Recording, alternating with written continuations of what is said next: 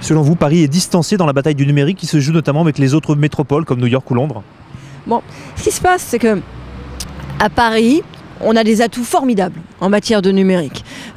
Et malheureusement, on a une municipalité qui aujourd'hui vit ça comme une rentière. Je propose d'ouvrir les marchés publics de la ville aux PME, de faire des appels d'offres réservés aux PME, aux startups. C'est possible sur les sujets les plus innovants, sur les prototypes. Je propose d'être une ville qui devienne à la fois la vitrine et la cliente de ces startups, de ces jeunes boîtes dans le domaine du numérique, ce qu'elle n'est pas du tout aujourd'hui. Je propose de leur donner le fuel, le carburant dont elles ont besoin pour se développer, notamment toutes celles qui sont dans le big data, d'avancer sur ce qu'on appelle l'open data.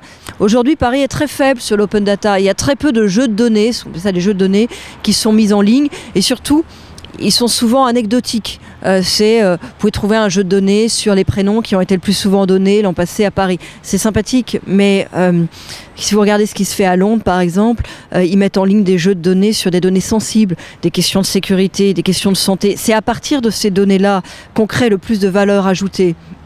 À partir de questions de sécurité, vous pouvez très bien imaginer des applications qui vous permettent de savoir quand vous rentrez dans un parking s'il y a eu récemment des crimes et délits dans ce parking.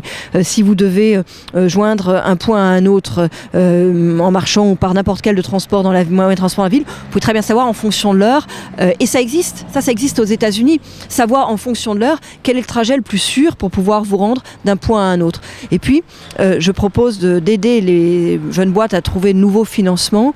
Il y a une étude qui montré récemment qu'on avait moitié moins de financement. Nos startups trouvent spontanément moitié moins de financement que les boîtes de la Silicon Valley. Et là-dessus, je propose deux choses. Mobiliser l'épargne des Parisiens à travers un livret Paris, comme ça existe dans d'autres collectivités, en investissant en quelque sorte du capital confiance de la ville pour garantir un certain nombre d'investissements. Et puis mobiliser un peu des moyens de la ville à travers un fonds Paris, comme le fonds d'autres collectivités, qui est aussi un moyen de montrer la confiance que la ville fait dans ses propres PME.